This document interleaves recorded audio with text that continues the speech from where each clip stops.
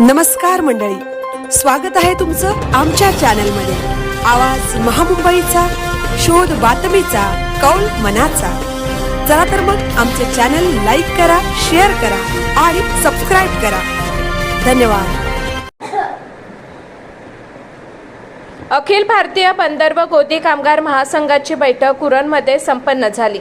देशातील प्रमुख 11 बंदरात काम करणाऱ्या कामगार महासंघाची बैठक नागाव उरणमध्ये संपन्न झाली। बैठक नावाशेवा बंदर कामगार संघटना अंतर्गत तर्फे आयोजित करण्यात आली होती। या बैठकीमध्ये देशातील प्रमुख बंदरात काम करणाऱ्या कायमस्वरूपी व कंत्राटी कामगारांच्या मागण्याबाबतीत सविस्तर चर्चा होऊन पुढील कार्यक्रम ठरविण्यात आले।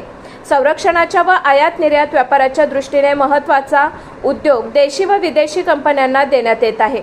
कायमस्वरूपी कामगार कमी करून त्यांच्या जागेवर सर्वत्र कंत्राटी कामगार भरण्यात येत आहेत।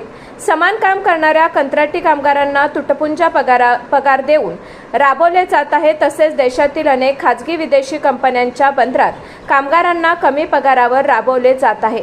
JNPT मधील सिंगापूर पोर्ट, गुजरात मधील अदानीचे मुंद्रा पोर्ट येथे कामगारांचे मोठ्या प्रमाणात शोषण होत आहे।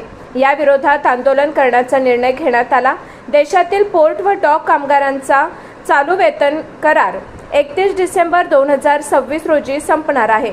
1 जानेवारी 2027 ते 31 डिसेंबर 2031 या 5 वर्षांच्या नवीन वेतन करारासाठी मागणी पत्रक बनवण्यात येणार आहे। कायमस्वरूपी कामगारांना तसेच कंत्राटी कामगारांना पगारवाढीसाठी कामगार महासंघ प्रयत्न करणार आहे, अशी माहिती महासंघाचे सचिव कॉम्रेड भूषण पाटील यांनी दिली। या मीटिंगमध्ये ज्येष्ठ कामगार नेते माजी खासदार कॉम्रेड तपन सेन व सिटू राष्ट्रीय सचिव कॉम्रेड करुमा लायन यांनी सविस्तर मार्गदर्शन केले। मीटिंगचे काम महासंघाचे अध्यक्ष कॉम्रेड CD नंदकुमार यांनी केले, तर अहवाल सरचिटणीस कॉम्रेड T नरेंद्र राव यांनी सादर केला। देशातील विविध आलेल्या प्रतिनिधींनी त्यावर चर्चा केली। महासंघाचे राष्ट्रीय अधिवेशन ऑक्टोबर महिन्यात चेन्नई बंदरात घेण्यात येणार आहे।